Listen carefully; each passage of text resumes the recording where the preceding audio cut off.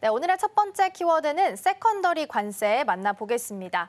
앞서서 제가 살짝 언급드린 것처럼 트럼프 대통령이 이제 본격적으로 러시아를 겨냥을 해서 석유 관련된 제재를 가고 있는 것 같습니다. 여기서 이제 세컨더리 관세라는 키워드까지 나오고 있는 상황인데 이 전략이 실제로 성공할 수 있을까요? 일단 뭐 단기적으로도 성공할 것 같아요. 일단 왜냐하면 유가가 일단 뛰었고 일단 기본적으로 이제 타겟국에 관련해서 거래하는 제3국의 수출품에 대해서 이제 우회적으로 관세를 부과하는 것을 2차 관세라고 하죠. 세컨더리 관세라고 얘기를 하는데 일단 트럼프 대통령이 푸틴을 겨냥해서 러시아산 석유에 대해서 세컨더리 관세를 경고한 것은 이제 단순한 경제 압박을 넘어서 지정학적 무기에 대해서 관세를 적극적으로 활용하겠다는 선언이라고 할 수 있습니다. 그래서 이제 이 전략을 성공할 수 있을까라고 하면 일단은 성공할 것 같습니다. 일단은 전반적으로 성공할 것 같고요. 일단은 러시아와 이제 우크라이나 전쟁 중재에 대해서 압박을 하고 있습니다.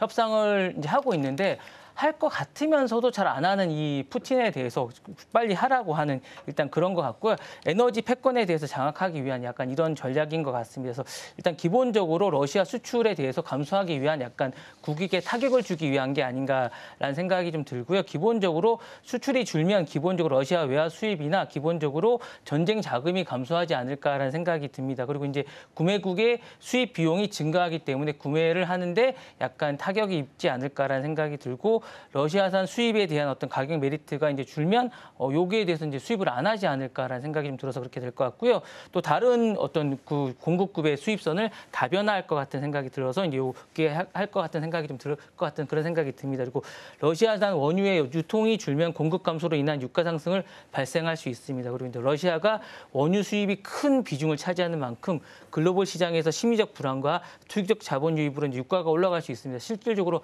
아까 말씀하셨다시피 유가가 좀 올라갔습니다. 그래서 이 부분에 대한 것도 있고요. 제재국에 대한 효과가 이제 극대화할 수 있습니다. 그러니까 러시아를 돕는 제3국의 기업이 경제적으로 압박함으로써 이제 국제사회 제재 공조를 유도할 수 있는 약간 이런 효과도 있습니다. 그리고 중립국에 대한 어떤 눈치 보기의 제약도 있을 수 있는 외교 카드가 될 수 있을 것 같은 그런 전략 효과가 있을 것 같아서 어쨌거나 뭐 어떤 단기적으로는 효과가 좀 있지 않을까라는 생각이 듭니다. 네.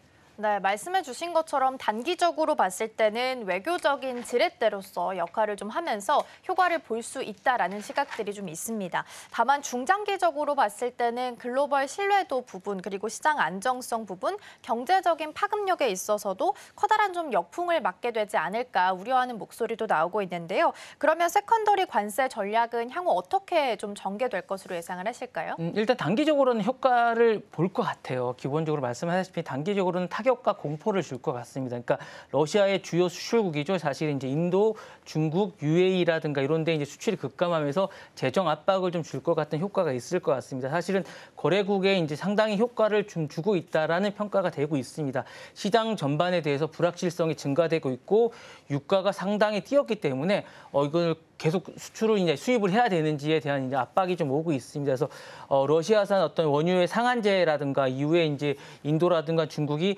러시아를 우회 구매하는데 약간 좀 싼 가격을 좀 더 찾고 있는 약간 이런 전국이 되고 있습니다. 그래서 실질적으로 러시아 원유의 실물 유가가 이제 급감할 수 있다라는 우려가 되고 있고요.